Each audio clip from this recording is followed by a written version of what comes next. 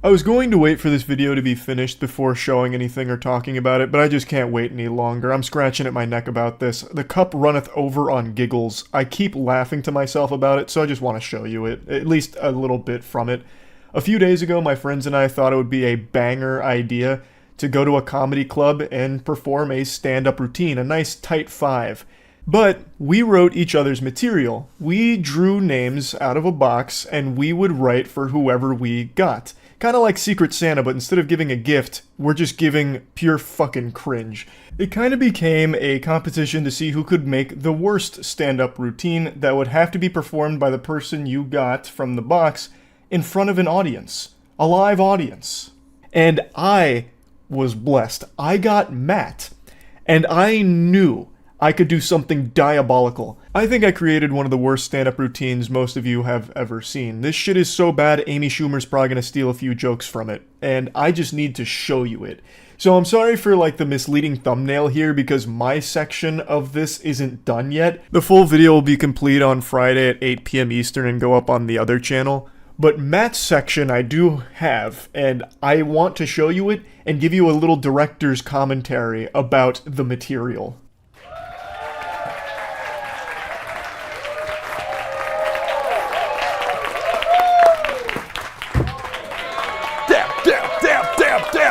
Damn! Woo! How's everybody feeling tonight? That was pathetic. How's everybody feeling tonight? Oh. I said, how's everybody feeling tonight? That's better. This was filmed at noon on a Monday. Prime time for aspiring comics. A little matinee stand-up.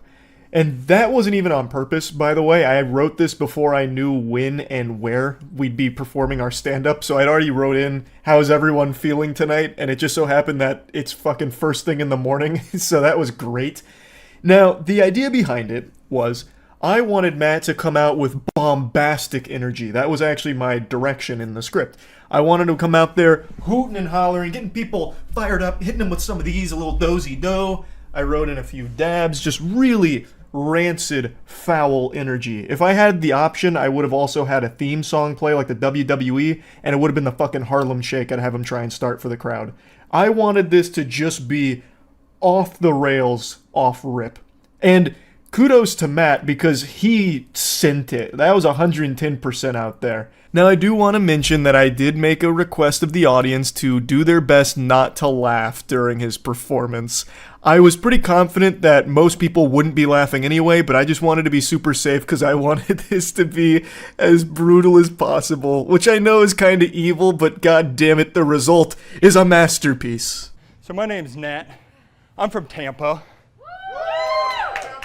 Yeah. Whew. Tampa! Tampa! Damn! Oh, fuck. All right. I'm gonna put some smiles on your faces tonight, even though you guys aren't really feeling into it just yet. Let me get a little movement here. So I've been working on some new material. No pity laughs, please. It's all fucking hilarious, though. Okay.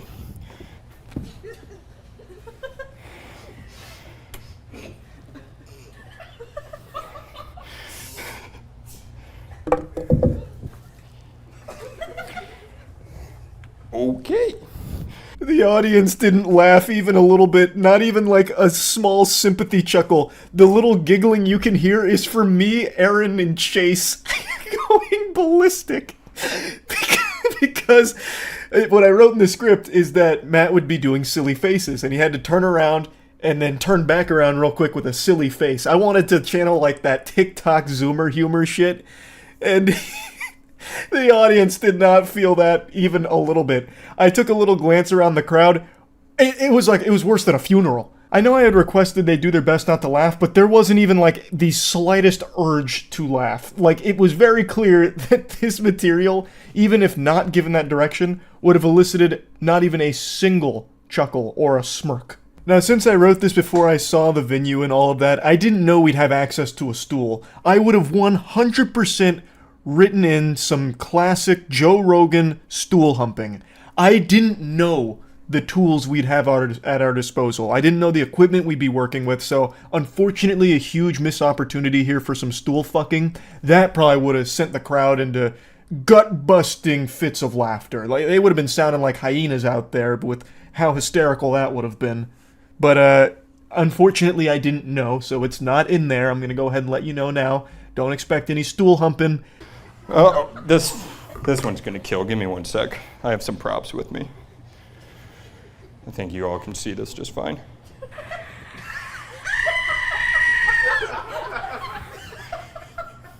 Okay. Sorry, I have to work with 2 phones here. All right, so you know the old story. They say you give a man a fish, he eats for a day. But you teach a man to fish and he eats for a lifetime. Those idiots never met my girlfriend. That pussy's so juicy it'd feed you for 2 lifetimes.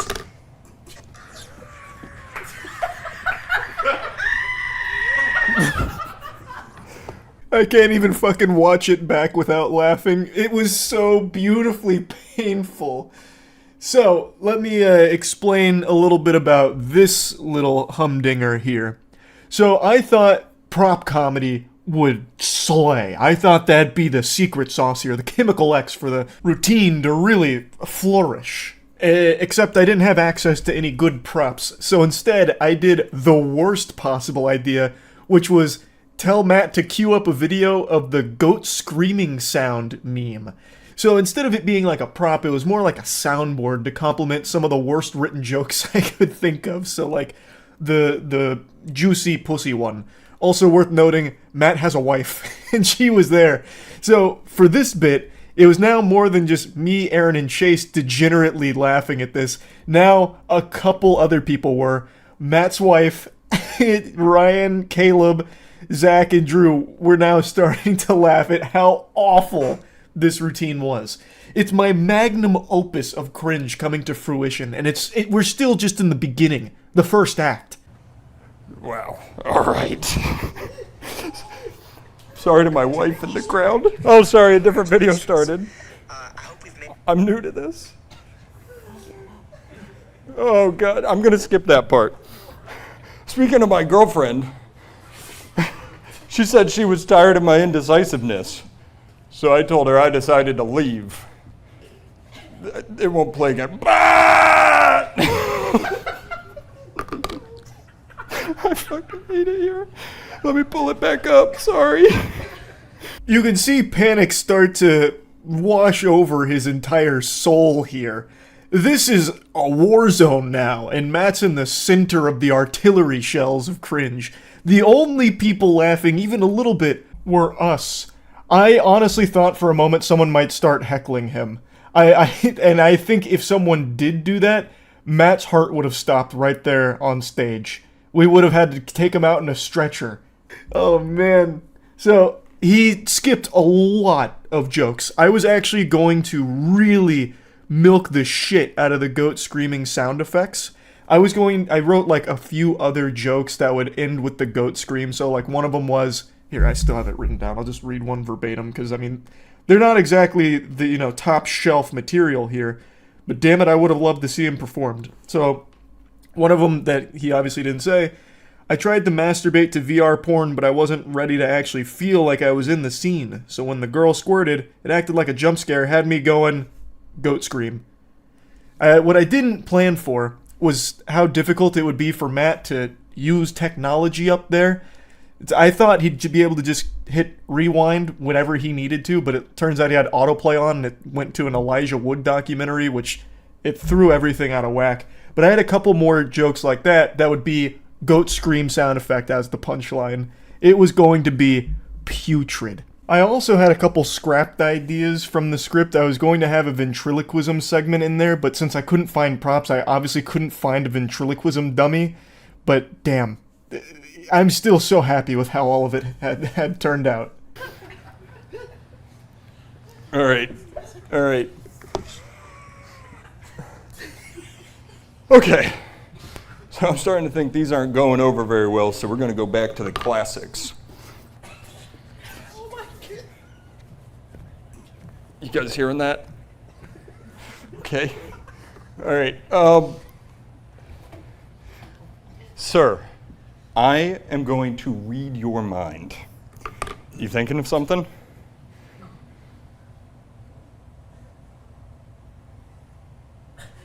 No, I don't got it. There's a lot to unpack in this material here. There's a lot of nuance to it. So, after the goat screams, he abandoned that quest line. He went to another joke that I wrote in there where I acknowledged in the script, hey, I guess this material's not going over well, fully anticipating a normal audience would hate it. So, I planned for the future here. So then I had him say, time to go back to the classics, and I wanted him to start armpit farting for a while. But he couldn't get any good toots going from the old pits. So he abandoned that really quick too. But I had him going around the stage doing this for a little bit and then transitioning into crowd work. So I wanted to obviously get the audience involved. I wanted him to directly interact with them. And the crowd work, I didn't have a whole lot for, so I went for the mind reader angle. And I actually thought he did a really good job of bringing that one to life. That's pretty much exactly how I scripted it. I can do impressions, though. Foo Fighters, you come to me on the day of my daughter's wedding and you say to me that my silly faces aren't funny. Okay, that's all my time. I'll see you guys later. Thanks.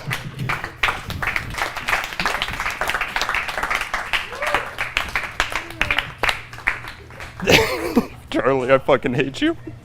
A brilliant finale, a wonderful conclusion. I had envisioned the routine taking close to 4 to 5 minutes, but I think as it became very clear that the audience wasn't really laughing at the jokes, Matt started to speed run through the material, missing a couple very important elements to it. But overall, what an incredible performance from Matt, huh? Give it up for Matt. The stand-up career is looking promising, I must say. The way he was able to fully commit to it, I think, is nothing shy of extraordinary. And I think the audience, while they may not have, loved it in the moment, they'll look back on it fondly as a core memory. Damn. So this is how bad stand-up can get. I was there for it. And that means something. That's special. But I'll tell you what, sports fans, I certainly loved it. Ooh, Tampa! Tampa! Tap! Oh, fuck. All right.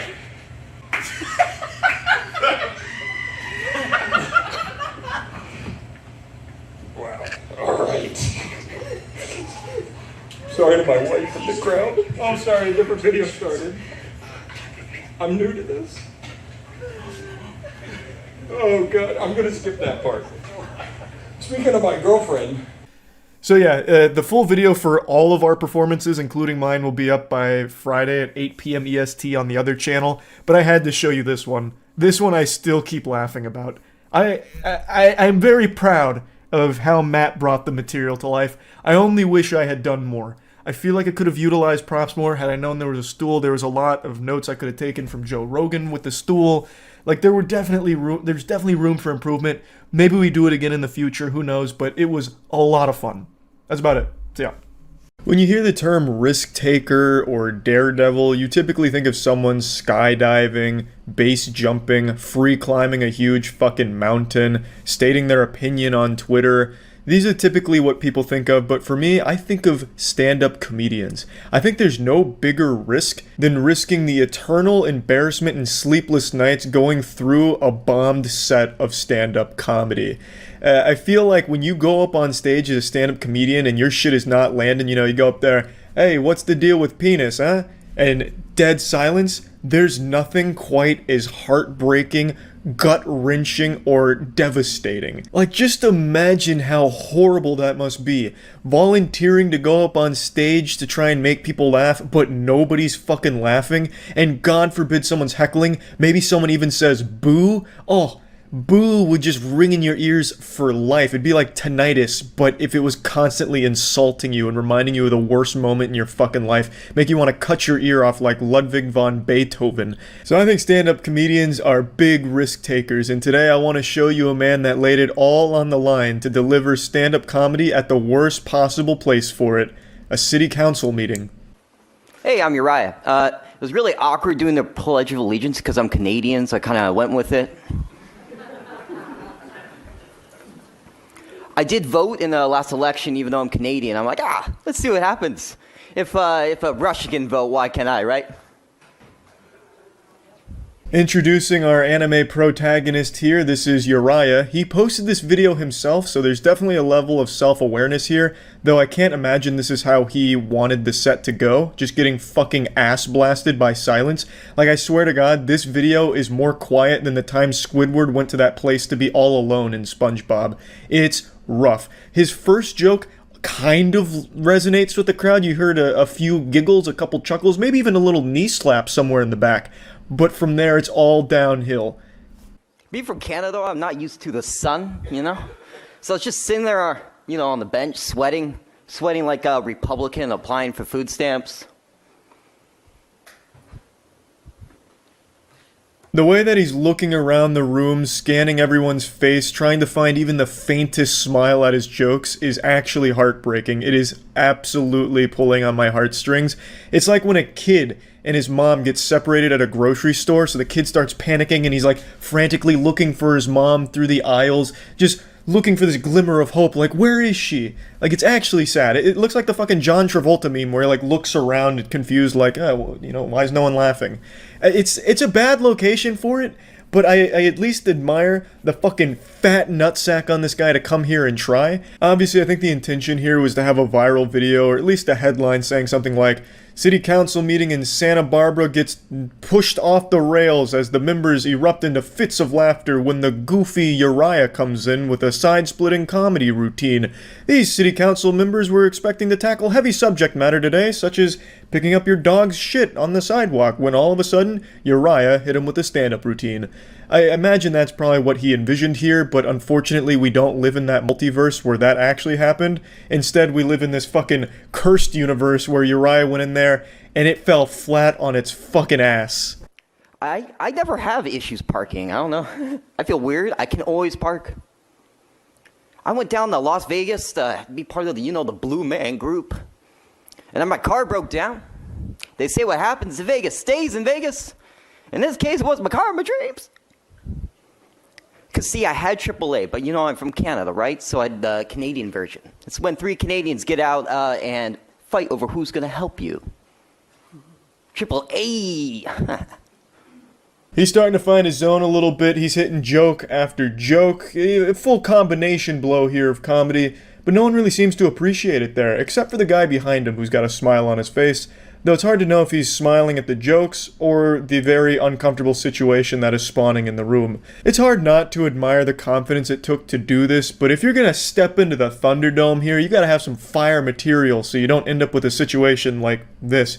You know, hit him with the old city council, more like titty council, honk honk. That gets him every time. That puts some smile on those faces, I'll tell you what. And you get him with like a classic. What did my butthole say when I put a finger in it? Nothing. It couldn't talk. It's a butthole, idiots. Stupid face. Yeah, that would slay at the city council, I bet. So, you know, that'd be my advice to any future city council comedians. Just make sure your material is top notch. Like, these aren't robots. They're soulless, sure, but you know, there's still some human emotion somewhere deep in there. And I'm sure if you just tickle the right spot on them, they'd laugh. You just gotta make sure the material's good enough.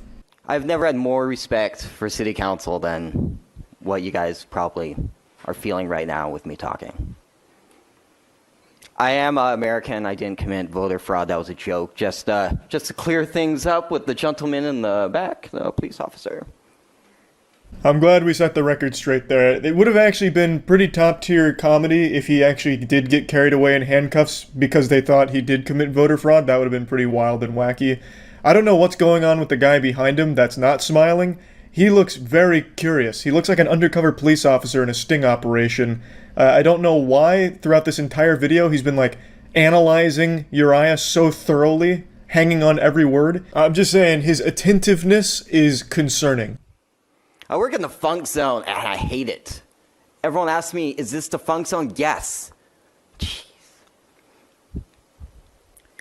Have any of you guys rode the Greyhound before? The Greyhound is the Cards Against Humanity of travel.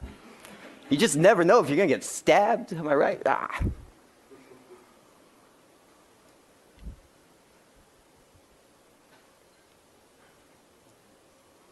I've never rode the Greyhound, so I don't know. I'm wasting my time thinking.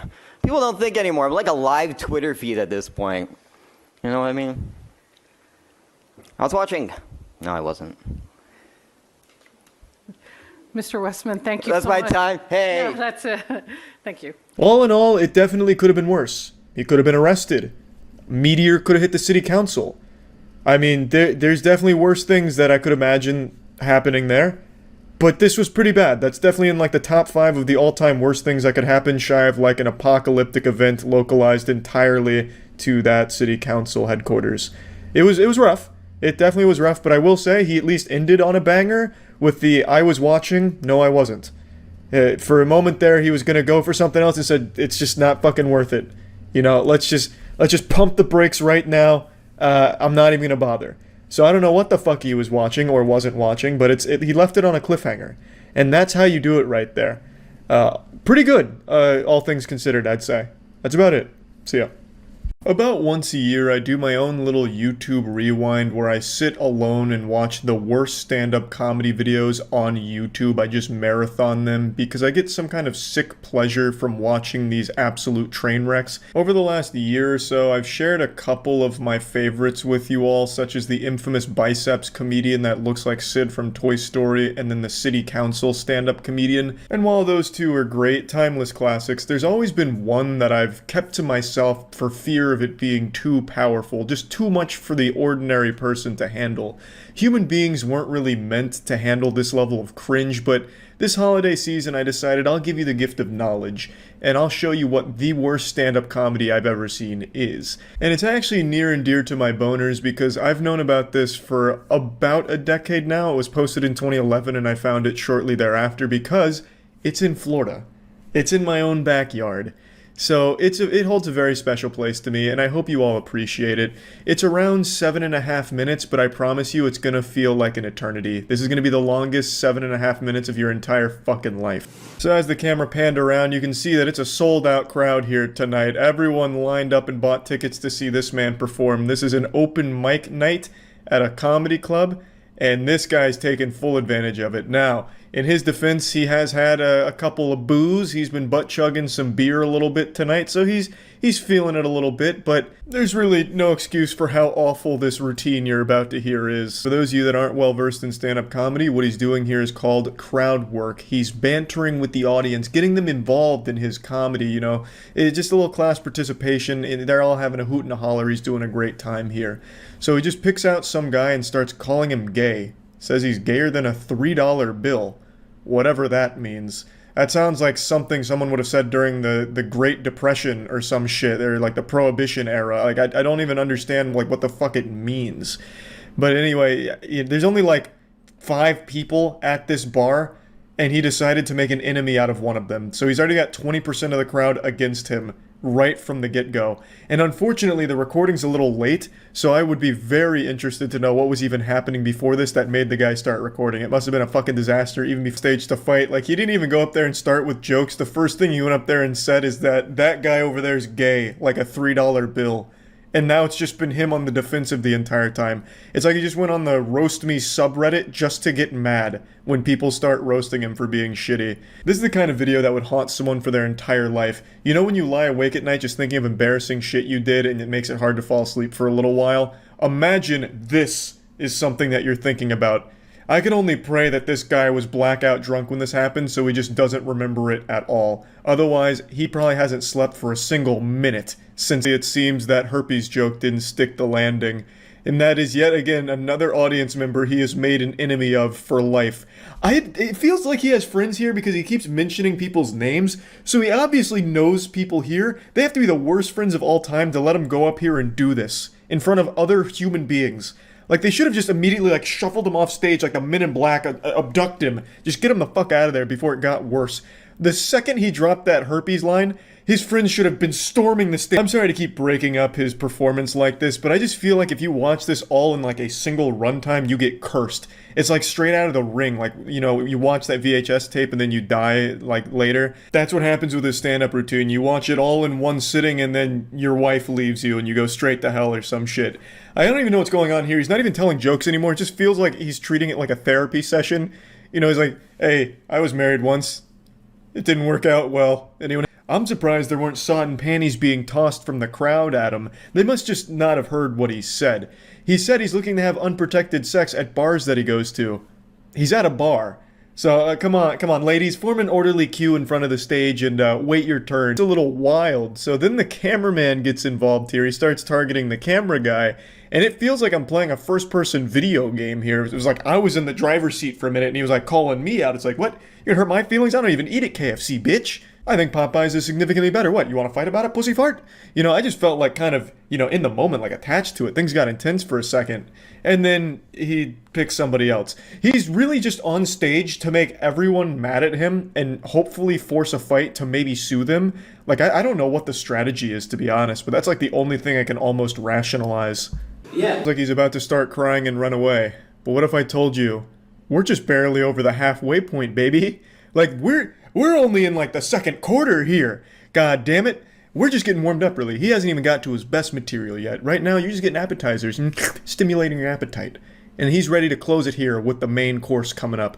He's getting really upset at the crowd, you know, like, why are they being mean to me? I was only insulting them and calling them fat and saying women suck. Why is everyone not my friend? Yes, supporting real comics. I didn't know you were going to be here. A lot of it, but he just starts arguing with the camera guy and a couple other people. He's literally just arguing, and it's not really fun to listen to. It's just uncomfortable. Like, it makes me like squirm in my seat. So I just cut a lot of that out, and I'll just give you the tail end here, and it's still awful. Like, the whole thing is truly miserable. It's just like a 2-minute argument that he gets into with people that are just there that were to enjoy comedy. He just starts arguing with them over nothing. And that's where it wraps up. A legendary performance. It ends a bit aggressively, yeah, for sure. But goddamn, what a journey, what a ride. I imagine he had to have left immediately after that set. There's no way he went back in the audience. There's no fucking chance he went back into the audience. His friends must have just deleted his number and pretend they never knew him. They just called him a taxi and got him the fuck out and forgot about him forever. Like, there is no way you come back from that in that group of friends that saw it. It's not possible. No matter how drunk you are, that is a disaster that ruins relationships. Like, God, goodness gracious. What in tarnation must have went wrong, what went awry to allow for such a catastrophe to occur at such an innocent comedy bar? Ugh. But man, what a great video we have. I just wanted to share that. That is, without a doubt, like the hardest comedy video to sit through that I know of, that I've personally seen. I think it's worse than the Biceps Comedian and the City Council one. I know I say a lot, like I exaggerate a lot, like this is the worst stand-up comedy ever, but I do think of all of the ones I've seen, this one is perhaps the worst. And that's about it. So yeah. A couple weeks ago, I was the side character in some internet drama, though it wasn't exactly drama, it was more just emotional shit-flinging, and it all stemmed from a video I made called I've Never Seen Something This Horrible. The video is just me joking about an event that a YouTuber held called a Super Roast Battle, where it was just a comedy special with people insulting each other. And the title of this video is still accurate. I don't think I will ever see something this bad again. I could watch my grandfather get hit by a train right in front of me, and I still wouldn't be as traumatized by that as I was watching this stand-up special. Dunking your own head into a bucket of hydrochloric acid would be less painful than watching that Super Roast Battle.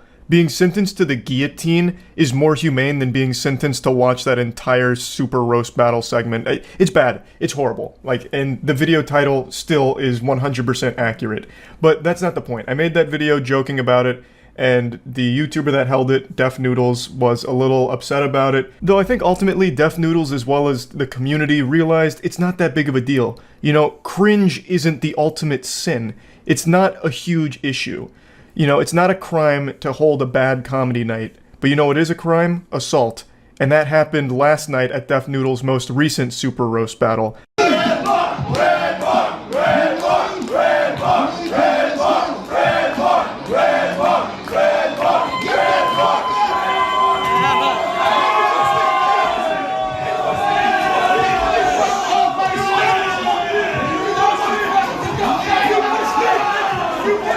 At first I thought this was staged, because it looks like something straight out of the WWE. I was half expecting Stone Cold Steve Austin to come out with a beer and a chair and hit Def Noodles in the back with it. But it wasn't. This is as raw as it gets. Def Noodles truly did blast through the door like the Kool-Aid Man and shoved this guy into the crowd.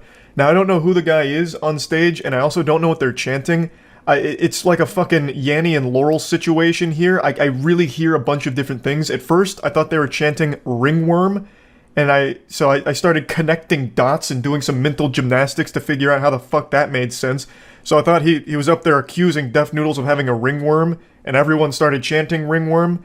But then I started like really trying to digest it like a fucking audio engineer trying to get into the weeds of it, and then I kept hearing rebar.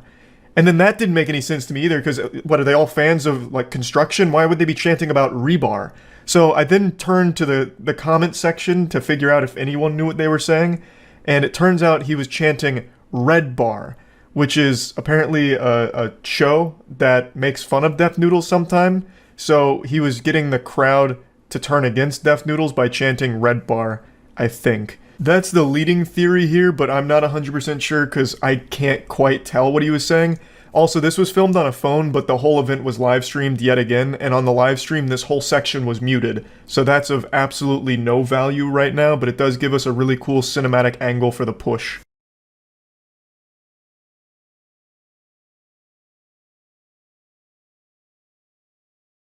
So we've got the bird's eye view here, and you can see there was a lot of power and anger behind that push on an unsuspecting guy on stage. Again, I don't know the history between this guy and Def Noodles, but apparently the reason he pushed him is because that guy, whose name is Salvo, went to the show to harass the crowd and interrupt the show. He also encourages fans to fight Def Noodles fans in the crowd. And Def Noodles retweeted that explanation with the truth. So if this account is to be believed, then the guy went there with the sole intention of causing a bit of a ruckus, a little pandemonium and chaos. Now, I think no matter what, it's a big overreaction from Def Noodles here.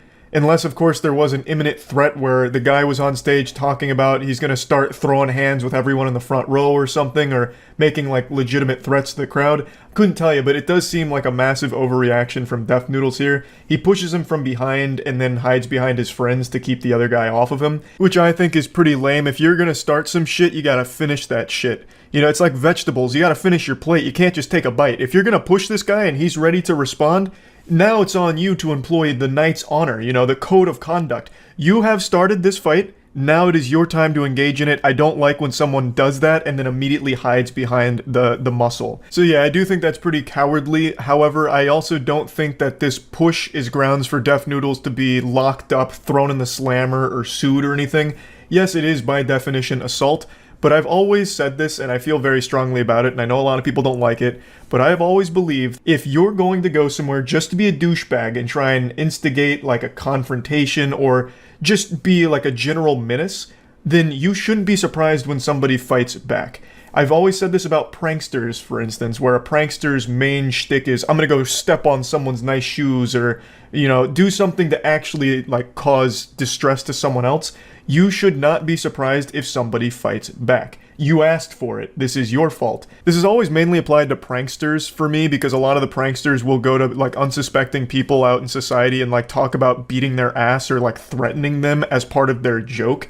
And I've just always believed that they have the right to now do something about that. Like, you have threatened them, now I think they should have every right to shove you away or whatever afterwards. Now, why am I mentioning this? Because I actually don't believe that this applies to Def Noodles here at all. He wasn't the one being threatened or in any immediate danger, and if he felt like the audience was in danger, he should have called security to handle the situation instead of trying to take it into his own hands like Batman, like some kind of fucking vigilante. You know, this is a situation where he should have relied on the professionals that were there. Apparently there was security there, so he should have had them do their job and take this guy away if he felt like he was a danger to the crowd. But he didn't. He came up and shoved him from behind, and I don't think there's any way for him to really justify that and come out looking good from it. However, the reason why I just mentioned my perspective on, like, pranksters bringing it upon themselves when someone lashes out in response, the reason I mention that is because I feel like the guy here, I think his name is Salvo, he should have absolutely no grounds to try and be like this moral authority about how Def Noodles assaulted him and he's a victim or he's going to press charges or this and that. I don't know if he's trying that, but I just want to make it clear, if he does try that shit, I'll have zero respect for him.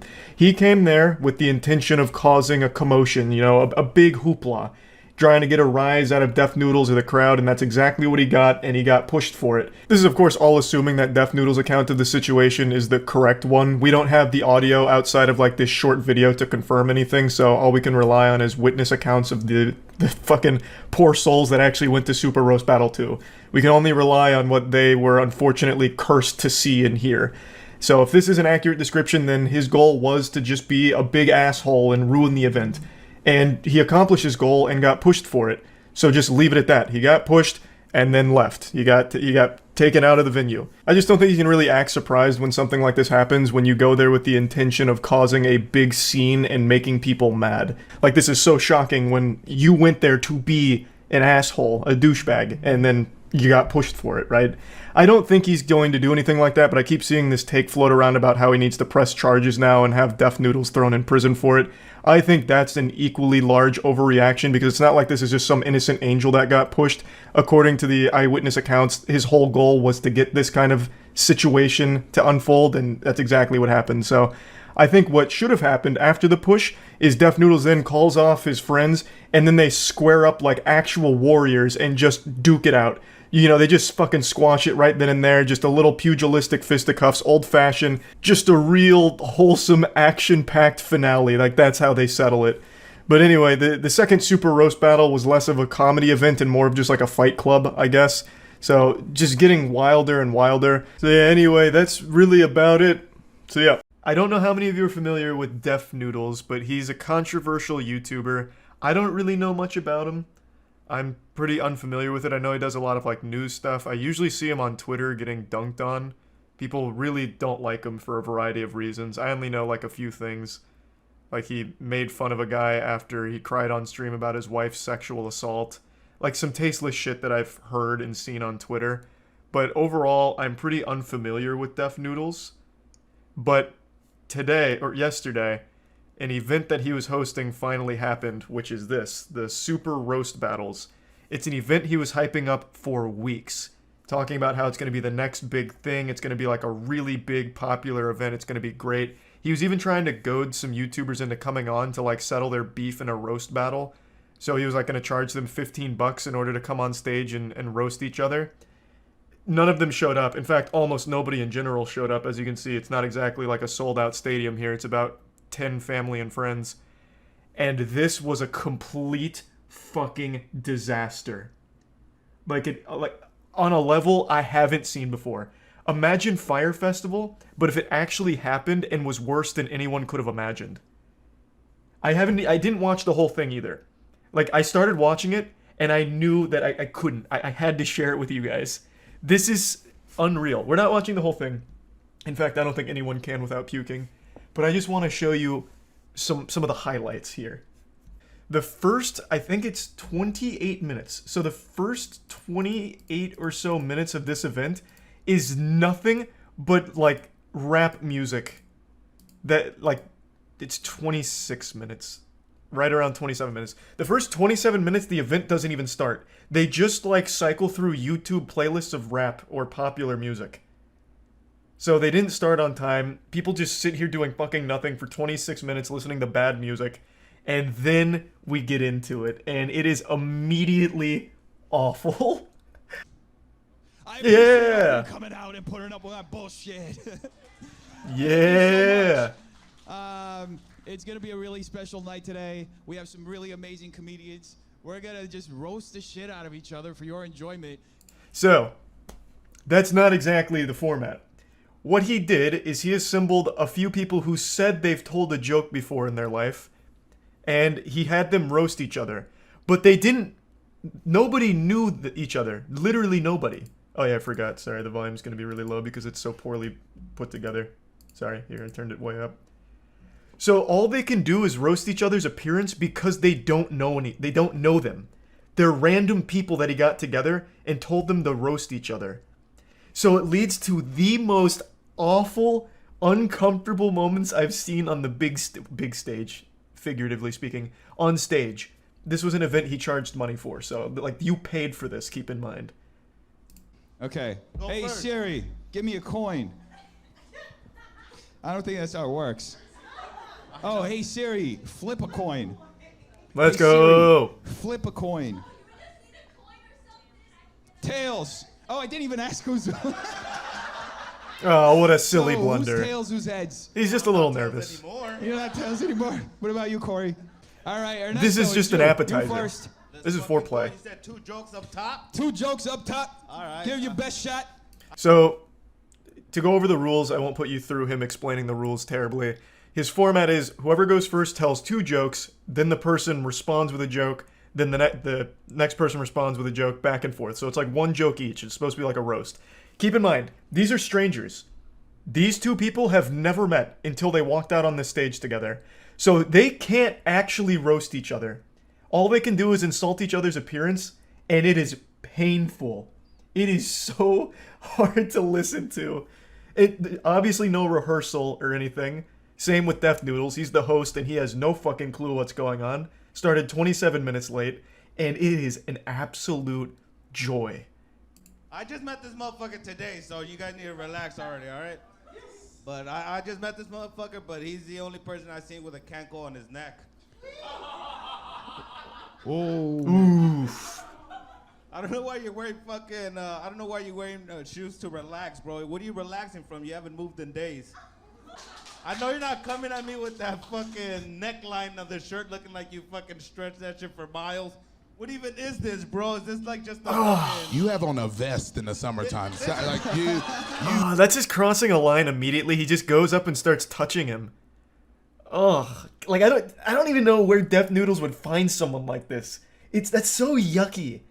Like he's not even roasting. Now he's just going up there and like caressing him. Ugh. you have to stop talking about appearance. Like it's not working out, man. What are you doing? I can see everything going on. All right, never mind. It's called a cock, buddy. You'd see it if you didn't have that tummy there.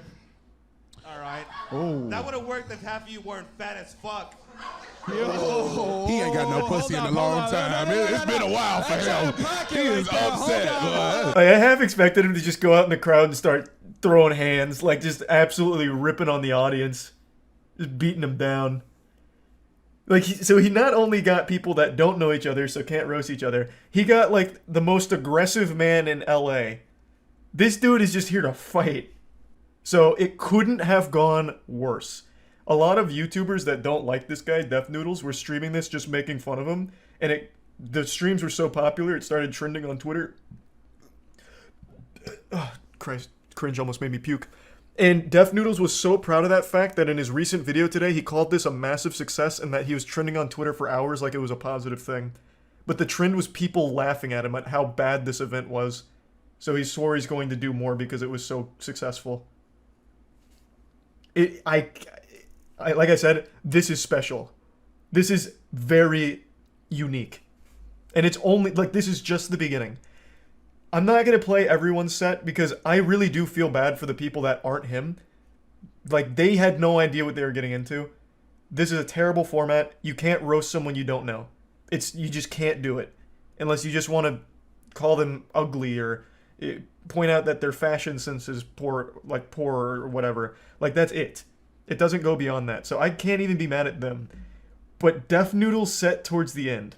I'll let this ride a bit more before we get to Def Noodles, like in his set, but you're not ready for him. Chat, 1 for Corey, 2 for Ernesto. Give it up for Ernesto. Yeah! I fucking told you, man. You lost him. You didn't even try to redeem yourself. I don't know who Chat is, but I'm just here to tell jokes. It looks like Chat When does is that Corey. start? Corey got a W in the chat. It's all right. You're all of a Stop kind the lover. madness. No. I think this is I don't important. have any jokes for him. I mean, he is a nice guy. He does have a small bulge. It's okay. You can get over that. Just be more likable. You know what I mean? All of that was inaccurate because I'm not a nice guy and I don't have a small dick because obviously you saw it from here, bro. Look at this. My dick's bigger than your ass, I'll tell you that much. Can you turn around, let the people I see am what's not up? gonna give you no What? pussy. What does that mean? What does I that am not mean? giving you Please no turn pussy. around, let the people see this. You My want them to dick see is my half bigger heel than your booty? ass? Is that what you want? Hit on me on stage. I will give it this. Your titties are bigger than my cock. I'll tell you that. Oh, What you really does do that want to fuck me? mean? Oh, this is I don't sick. want to. I have to. This is sick. I need to. It's not a want. It's a need. Okay, I feel like this is Death Noodle's cousin or something. Like he really ran out of people to pull into this disaster, so he's just like, "Hey, Uncle Ernesto, can you come down? I just need somebody here. Please, God, I'll give you money."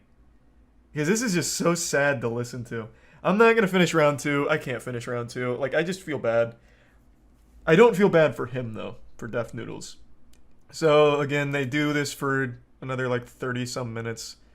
They have like a couple more people come out, but then they have a one-on-one, which is Death Noodles versus this lady, and it is so beautiful. But I wanted to at least bring this up before he deletes it. I'm assuming at some point tomorrow he'll have like a come to Jesus moment where he's like, I need to take this off the internet. And I wanted to make sure that we at least got this little piece of history before that happens. It's you and me. It's you and me. I'm like the meanest guy on the internet right now. we're People hate me. roasting? We're roasting.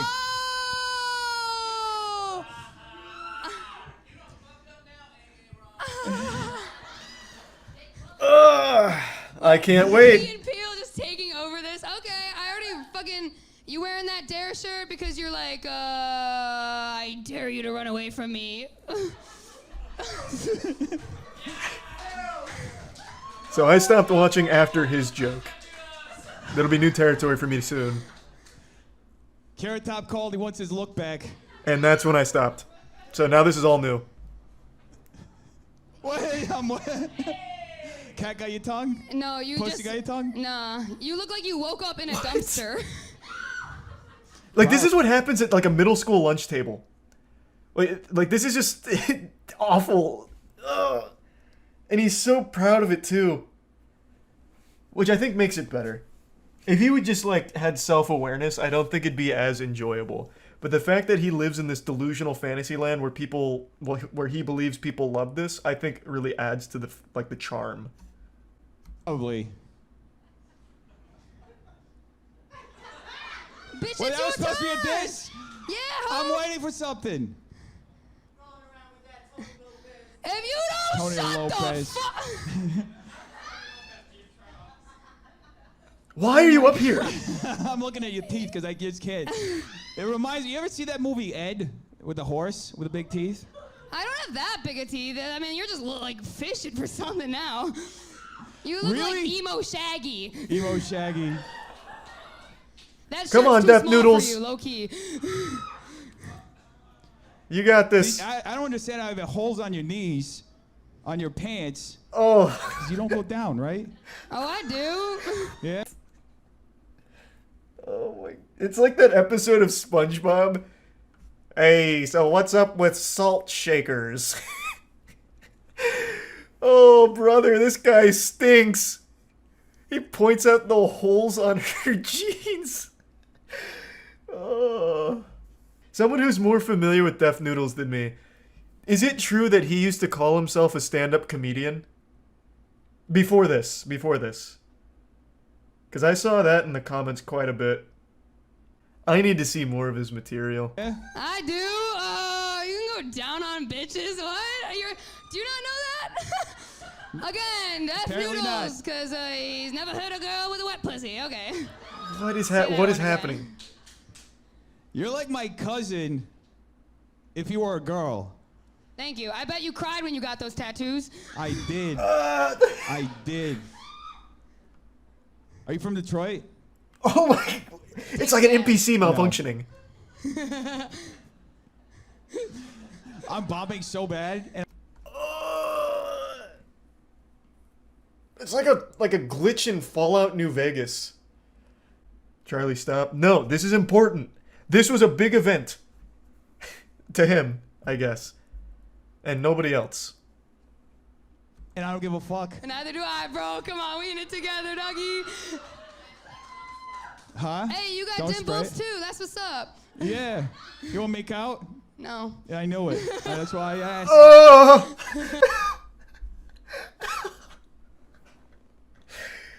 Oh! My man! My man! Yeah!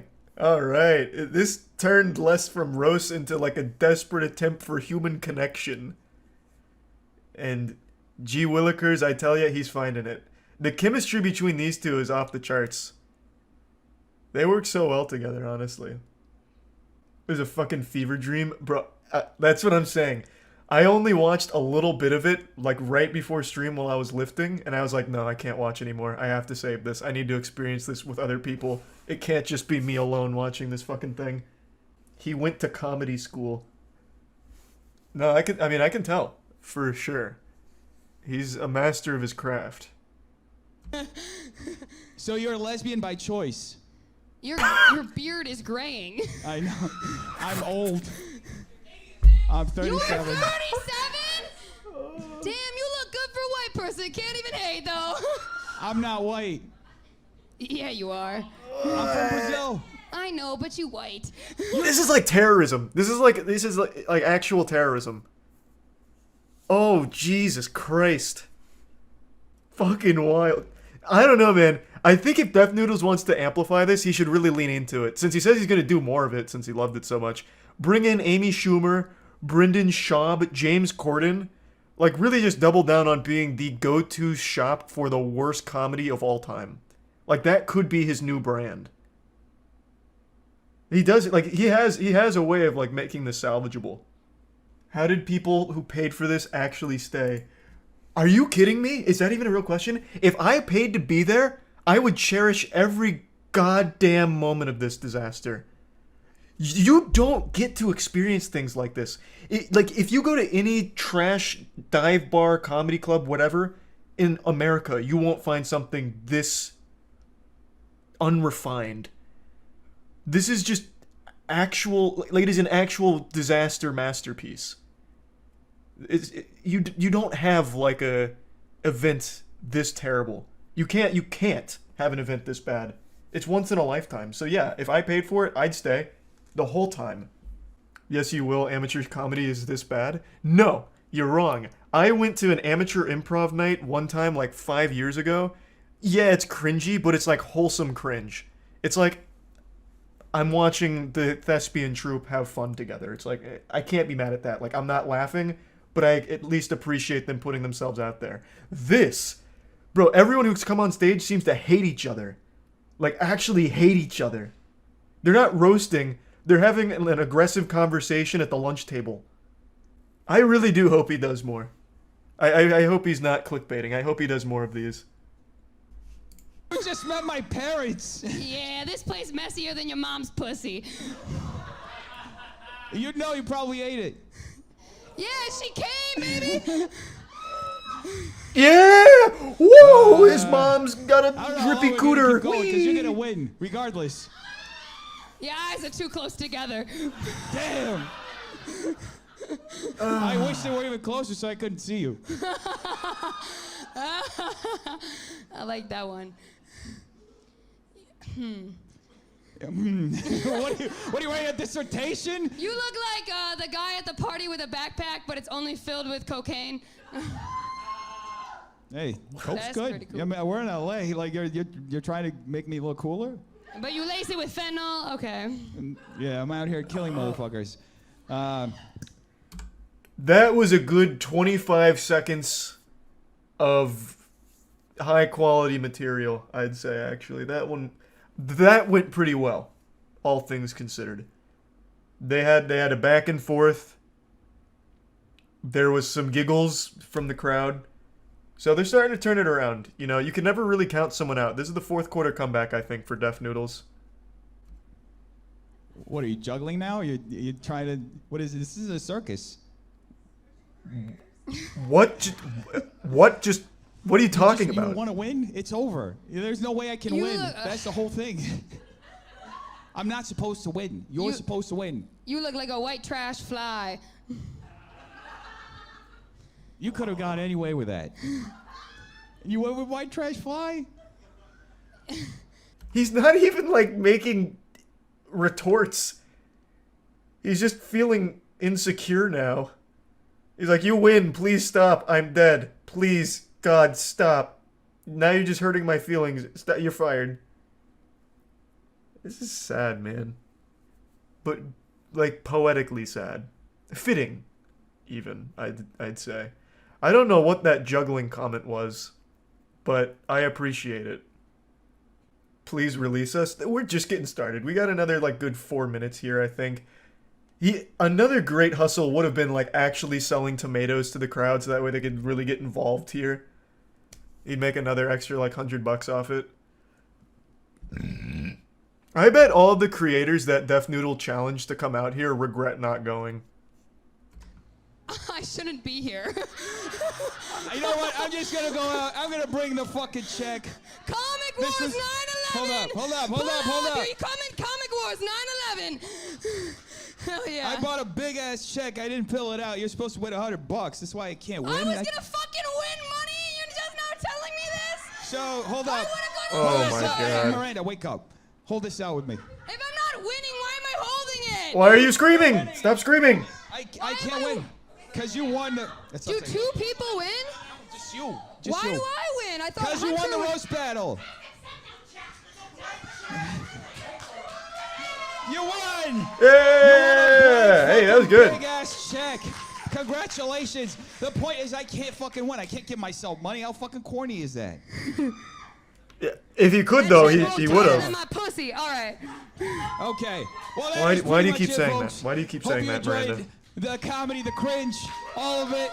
No, it's just you and me. We're closing the show. Oh, well, this was phenomenal, right? Am I right, you guys? Yeah, you're right. You're fucking right. Who came over? Yes. 9/11. Why? Please just stop You know, next saying time, that. please don't. But yeah, I needed to show you guys that. How special was that? I think that's extraordinary. You love to see it. He said he was going to make an unforgettable event. And Dirty Barnacles, he did it. I certainly won't forget it. And that was only like a couple of clips. I can only imagine how bad it got in the middle, too. There was still like a full hour that I haven't seen. The lost footage that I don't plan on going back for. But he is a big YouTuber. He's got, what, like 600k subs or something? Where's his channel? Here it is. Here we are at Juggalo. 572k. So, I mean, like, he's a big YouTuber. For close to a decade now, I have watched every Amy Schumer movie and every Amy Schumer stand-up special that gets released. Not because I am a fan, in fact, quite the opposite. I don't like Amy Schumer. I do not like green eggs and ham. So then, why have I made it a tradition to watch every single new thing she puts out? That's like making hitting yourself in the head with a brick a tradition. Well, it's because sometimes in life, you have to do things you don't necessarily want to do, like growing up eating vegetables. Well, Miss Schumer is my vegetables. Does it make me healthier and stronger? Am I better for it? Absolutely not, really. It just kind of makes me unhappy. But I do this because I believe it's important that I do. This work I find to be crucial. In the words of John F. Kennedy, we choose to go to the moon and do the other things not because they are easy, but because they are hard. And I promise you there's nothing fucking harder than watching an Amy Schumer movie. She just released a new one. It's called Kinda Pregnant. It's on Netflix. It's not very good. Not the bravest take, not breaking new ground. I don't think anyone fell to their knees in surprise at my quick and dirty thoughts on it. Most people aren't really liking the movie. It's not being received overly well, which has become standard protocol for a Schumer production. But I'd still like to debrief on what I watched. It's therapeutic for me. It's very obvious. I'm not the target demographic for this movie. Kinda Pregnant is not a film that's aiming to make me happy and kick my legs up in my chair in excitement. I recognize that. So it's entirely possible that you or a loved one really enjoy this movie and completely disagree with me on my critique of it. But just know if that's the case, you're wrong for it. This movie's just not good and I don't think achieves anything it sets out to do. I will say, though, her movies are significantly better than her stand-up. That's always kind of been the case. Not exactly the highest praise, I know that. That's like saying pee is better than piss, kind of the same thing, but I imagine many of you haven't subjected yourself to the torture of watching a full Amy Schumer comedy set. Just take my word for this. It's one of those things where you finish it and you feel the need to go on Facebook to mark yourself safe. Like, you know that shit after a tragic event where people, like to let their family know they're alive? That's how it feels to finish one of those. Finishing an Amy Schumer movie, however, is just exhausting. Was I entertained? No. Did I laugh? No. So what did I get out of it? Nothing. Just an hour and 40 down the tubes. That's really about it. So Kinda Pregnant has Amy Schumer as the lead role, Lainey. Lainey wants a family badly. She's always wanted to be a mother. But the relationship she's been in for 4 years ends abruptly when the guy asks for a threesome and then starts being like this playboy. He's like becomes like fucking Tony Stark where he's got like 9 women following him at all times. So that falls apart, and now she's approaching 40 and, well, she doesn't have a husband or anything, but she still wants to be a mom, and now her best friend just found out she's pregnant with her husband, and it makes Lainey really jealous. She then puts on a fake pregnancy tummy, and people assume she's pregnant. She doesn't correct them, and then she ends up making friends while still putting on the ruse of being pregnant. And then she even falls in love with someone who thinks she's pregnant, and now she's truly stuck because she has to keep up the facade, otherwise they're going to know that she's a liar and a weirdo for faking pregnancy for attention and friends in the first place.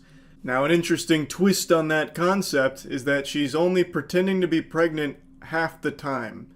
So she fakes pregnancy with like one group of friends, but with her best friend, Kate, who's actually pregnant, she doesn't. And she's a middle school teacher, and she doesn't fake pregnancy there either. But she also told the other friend group that she's a teacher, so then sometimes they come and visit her at school, so then she'll take a balloon and stuff it under her shirt, so that way they'd be none the wiser. I'm not gonna bother yapping about the story that much because who gives a fuck? It's really just there as a vessel to lead Amy into wacky, sticky situations with this mess she's found herself in. And that'd be fine if the scenes were amusing, which of course was never in the cards, and I knew that when turning the movie on. Expecting an Amy Schumer movie to make you smile is like expecting salt water to not hurt your eyes. But with nothing else in the film, basically just being a bounce between one wacky scene to the next, it needs to hit on the comedy, and it doesn't. I will say, though, that there was a surprising lack of ma-vagina jokes, which Amy Schumer has become known for. That's her fucking bread and butter. Like, Amy Schumer and talking about pussy, that's spaghetti and meatballs right there. Now, of course, don't get me wrong. There is moments where she talks about her holes. In fact, she has a whole sequence dedicated to her mentioning all of her holes in a variety of ways. And there is still, of course, her talking about vagina. That's present, but in a lesser degree than it has been in her previous work. And that's because she has now delegated that role. She's kind of passed the torch to a different character in this movie, the guidance counselor that works with her at the school. Cannot remember that character's name, but it's a guidance counselor whose whole purpose in the film is just being very vulgar and over the top. You know, I just jerked off this alpaca and I put its cum in my macchiato, and she takes a swig of it, that kind of thing. And then she's talking about, like, labia and all that. So it's still there, but it's just not always Amy Schumer being the instigator, which I found to be pretty interesting. Instead, Amy Schumer is focused on being really bombastic and like slapstick. So like the earliest attempts at comedy in this film are Amy Schumer walking up to her date and she stumbles. So she falls down like a stair and she's like, oh geez, oh man. And then she comes up to a cake and fucking slams it because she thought there was going to be a wedding ring in it. So, and then she starts yelling and screaming like, you want a scene? Here's a scene. Rips off her dress, twirling it over her head. And that's kind of her comedy in the movie, is just being like really loud and becoming the center of attention. Like there's another scene where she's on a date with Will Forte, who becomes the main love interest, and he mentions there's a guy on the ice that's kind of ruining the ice, so she screams at him that he's gonna get killed if he keeps doing it up. She's fucking yelling and screaming at him, and that's most of her jokes throughout the film. Now, of course, she has like the little quips, and she bounces off Will Forte for these quips. It doesn't work for me. Maybe someone out there will really enjoy the comedic stylings of Amy Schumer. Wasn't hitting for me. That was shitting, unfortunately. And one thing I found really interesting is that throughout the entire runtime of this film, I would imagine there is not a single scene that goes by without Lainey being present. I'm pretty sure across the entire hour 40 or however long the movie is, she is there for every fucking second of it. And it feels like every character in this movie is there solely to elevate her character, because she just steps all over them. Every character just feels like some kind of fucking, like plyometric that she'll jump on top of in order to get like the joke in. So the most egregious example is her best friend Kate, the one who's actually present and then sends her down this spiral. Kate, she's not even a character. She's just kind of like a step stool for Lainey to plop herself on top of. Because every time Kate is in a scene, Lainey's there too, and then Lainey makes it all about herself and making her the spectacle of it. And it's not like, that's the message, how Lainey's been selfish, like you're jealous of your friend's happiest moment, having this baby. No, because the film doesn't actually give any consequences to Lainey for her lying and all of her dishonesty. And also the way that she like melted down in class. Like she started a fucking fire in the school because she was having like this big breakdown, and she's just in general a bad teacher from everything they show, but she doesn't get any consequences at all. She doesn't learn or grow. So that definitely isn't the message. It's just every time there is a scene with another character, Lainey will be there to ensure that that other character doesn't get to do anything. It has to be Amy Schumer being the full fucking focus at all times. It just felt really weird to me. It seems as though there was this almost spiteful decision made from the production staff. This was produced by Happy Madison. Adam Sandler is credited as one of the producers. And it almost feels like Adam Sandler was like, okay, so people don't like Amy Schumer? Well, how about a movie where it's Amy Schumer in every fucking scene? You don't like her? Well, you're going to get her for every goddamn frame of this movie. It's like when, your parents catch you smoking a cigarette and they're really disappointed. It's like, what are you doing?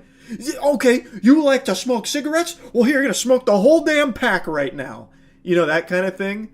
It was so much Amy Schumer. And I know it's an Amy Schumer movie, but holy shit. It really, I can't think of a scene that happened that didn't have her in it and trying to take all of the attention away from all of the other characters. No character in this movie besides her has anything to do except for Will Forte's character, Josh, whose only role is to love Amy unconditionally, immediately, and not care that she has completely deceived him from the very beginning, and he actually doesn't know anything about her because everything she has ever said to him basically is a fucking lie. And he's just supposed to be like a clapping seal that's okay with it because they fucked once. It's just, I don't know. I don't really understand what the movie was even trying to do, like with the messaging of it or anything, if there even was one. Because it's not even a movie that celebrates pregnancy or anything. A lot of these slapstick jokes Amy plays is about how, she's gonna like kill the baby and get an abortion, and she's like falling on her stomach all the time. So like there's panic ensuing. So there's not like even really anything beyond just giving you like wacky scenes that are supposed to make you laugh. But I just don't think the comedy hits, so I don't think many people will laugh at them. And judging by like most people's reception to it, it's not really hitting in any of the demographics, even outside of just like the fucking dumb idiot like me that'll sit down and watch it knowing full well he's not going to like it going into it. You know what I mean? Anyway, though, I'll stop ranting about it. What an extraordinary use of a bit of my Valentine's Day here watching Amy Schumer's Kinda Pregnant. So, just needed to vent about it. And, I watch every Amy Schumer production, and I'll continue to do so. And maybe one day we will find gold. There will be an actual banger from Schumer. But that day has not come to pass yet, and it is not Kind of Pregnant. But who knows? Maybe it'll be the next one. That's really about it. So yeah. People don't always see eye to eye with each other. Everyone has their own set of opinions and beliefs, and historically, humans have fought each other over this difference.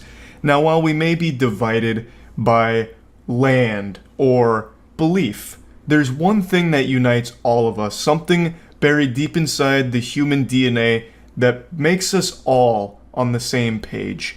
and that's our extreme dislike for Amy Schumer. God bless.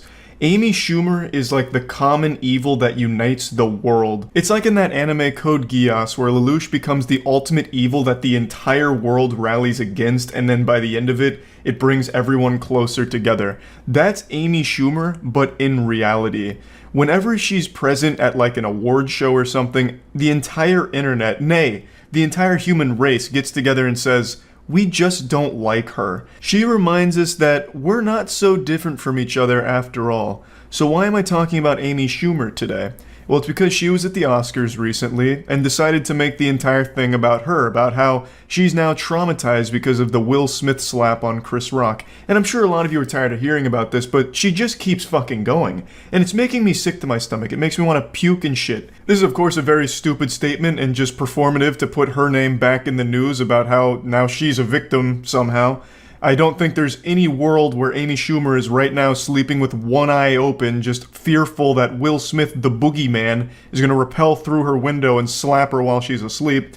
But I'm going to set aside this stupid statement for a minute to talk about what really got my ass all grinded up, which is what she came forward with today. She bravely stepped foot in the Thunderdome today to reveal the jokes that were too edgy for TV. Her side-splitting comedy that was just too intense, and she had to cut them from her monologue. Just like Voldemort's name, she wasn't allowed to speak of these things, but she decided to tell one of these super stinkers anyway, which is horrible news for anyone with ears. Don't Look Up is the name of a movie? More like Don't Look Down the Barrel of Alec Baldwin's Shotgun. It's incredible how she can't even accidentally almost say something entertaining. And this probably isn't even her own joke. She has a history of stealing jokes. She probably just saw this shit on Twitter and it had like 100 likes, so she said it's mine now. And it's still fucking stupid. None of it makes sense. Alec Baldwin wasn't even in Don't Look Up. The joke doesn't work. I don't care that it's edgy. Edgy jokes are fine. It's just this is so poorly done from top to bottom. Alec Baldwin is not in that movie, so it doesn't even make sense. It'd be like me saying Moonfall, more like Poonfall, because Amy Schumer's talking about her vagina again. It's just dog shit. Sex in the City, more like Amy, stop having sex with the whole city. We're tired of seeing you on stage. Or He-Man, more like help me, man. I just had to listen to Amy Schumer tell another fucking awful joke and now I'm in need of medical assistance. I don't know why she would think it was a good idea to tell this joke after everyone told her not to tell it in the first place. They gave her a gift of shutting her up. Like, she didn't have to tell this joke. They were like, we're not allowing you to say it. We're putting the kibosh on it now. We're doing you a favor. And then she slaps them and all of us by telling this joke anyway. This whole situation is like if Amy and her friend were on like a walk and they approached this cliff and Amy didn't see it, but her friend did, so her friend reaches out to stop her from falling off the cliff, literally saving her life. But then Amy Schumer just blasts her hand away saying, don't tell me what to do, I'll walk where I want to walk, and then throws herself off the cliff. She then gave us a sneak peek at some other gut busters we missed from her here, some more of her comedic stylings. She said that she was also going to take aim at Joe Rogan and James Franco, but wasn't allowed to say any of that. But you can just come up and slap someone. That statement doesn't even make sense either, Amy. No one invited Will Smith to go up there and slap the shit out of Chris Rock. The man went up there and slapped the taste out of his mouth off script. The man had a full-blown Winter Soldier episode. It wasn't planned. You had a script that you were getting approved and everyone said these jokes just fucking suck. Don't tell them. It's not the same. She's always so incredibly desperate to put herself at the center of everything that ever happens, even when it doesn't make sense or even involve her in the slightest. She had a golden opportunity just to say nothing and everyone would have forgotten her miserable presence at the Oscars, but she just had to tell this awful joke and remind everyone why she was universally disliked as one of the worst comedians of our time. The only reason she ever even made it into the industry in the first place is because of getting a lucky spawn in life.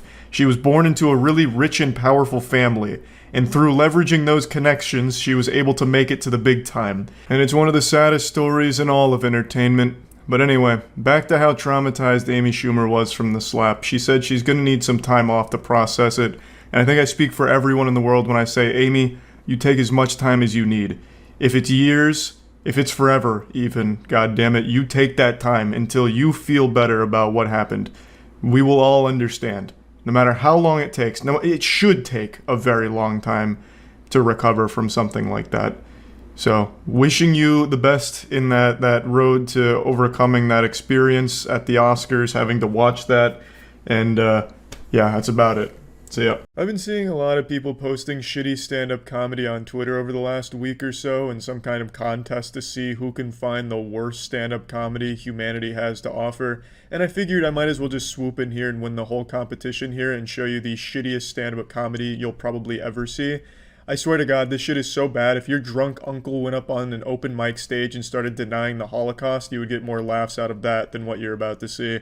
It's truly terrible, and I thought maybe this could serve as maybe a confidence booster to any aspiring stand-up comics who may feel a little insecure about their material. At least you'll know you'll never be at rock bottom, you will never be as bad as this guy, because this guy's got that title by the fucking nutsack with an iron grip. Whatchamacallit? Everyone remembers their parents, what they used to do to them when they were little kids, right? When they were little kids, they used to do bad things. Remember what your parents used to do, right? My mom would be like, I'm gonna get the fucking belt, right?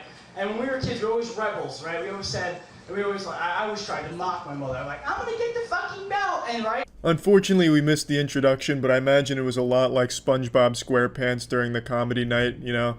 Have you ever noticed salt shakers? I mean, what's the deal with airline food? So it is a bit sad that we've missed out on that, but at least we're going to catch the tail end of his performance here, and let me tell you, it's one for the history books. I don't know the comedian's name here, but he looks like Sid from Toy Story, and he's here to deliver a show that's about as entertaining as watching your apartment get set on fire. And she'd go get it, and I'd fucking jolt right away. I'm jolting. And when you were a kid, you always thought that you can outrun your parents, too. Wasn't that the fact, too? But you quickly figured out that you could not outrun your parents. So I'm running faster than a black man with a stolen VCR, right? And she turns into a cowboy, and her belt is her whip. She's right away. This is where you give up. He shouldn't have waited until he was face down on the floor. He should have given up long before getting to this point in his comedy act. If you can even call this a comedy act, it's basically just watching somebody ruin all potential job opportunities for themselves, and you get a front row seat to it.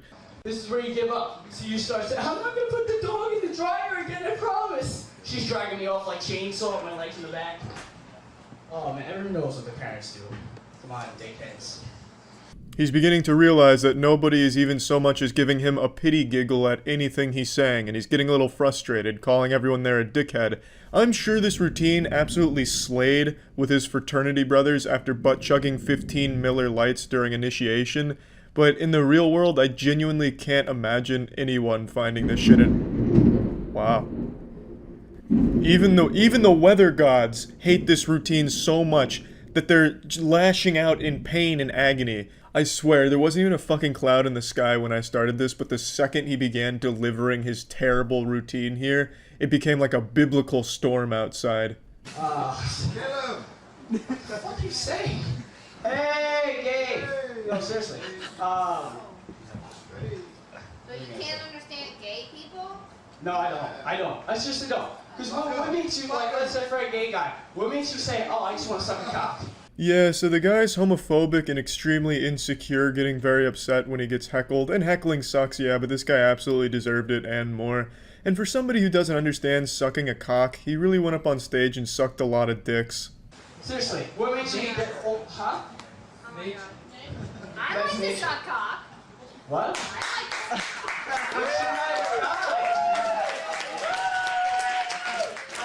How does that signify that you're gay? You're not. I don't know. You just said, how do you like to suck cock? I'm saying if you were a guy, you have to pay attention to dumb fucking blonde.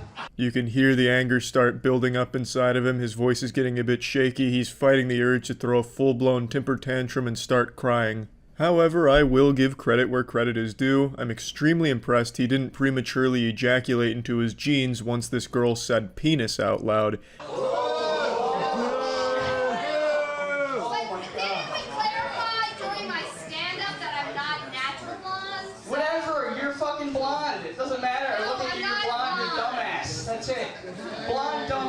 This guy thinks and speaks like a caveman. Blonde equal dumb. Dude came out here after murdering 5 tubs of hair gel, making sure his hair could stand up for this train wreck of a performance, and now his fragile ego is getting hurt on stage, and he's not too happy about it. Thank you for reminding me. I met a girl one time, and I asked her what her name was, and she said Dolphin. Okay? She said Dolphin. Wait, you said I met a girl? Look at my fucking bicep! You think I can meet a girl? He's getting defensive now. He's showing weakness. The football team threw him up against the lockers and now they're all making fun of him. So he's going through the 5 stages of grief. Denial, biceps, biceps, biceps, and biceps. This is actually how I find this guy whenever I want to rewatch this once every couple years. I just type in biceps comedian because he's the only guy dumb enough to start talking about his fucking biceps like this. And you can really just see that that comment really struck a nerve deep within him. I imagine he doesn't talk to many girls, so a girl saying that to him was just a devastating blow. So now he's resorting to his muscles that he's worked so hard chugging creatine daily to achieve.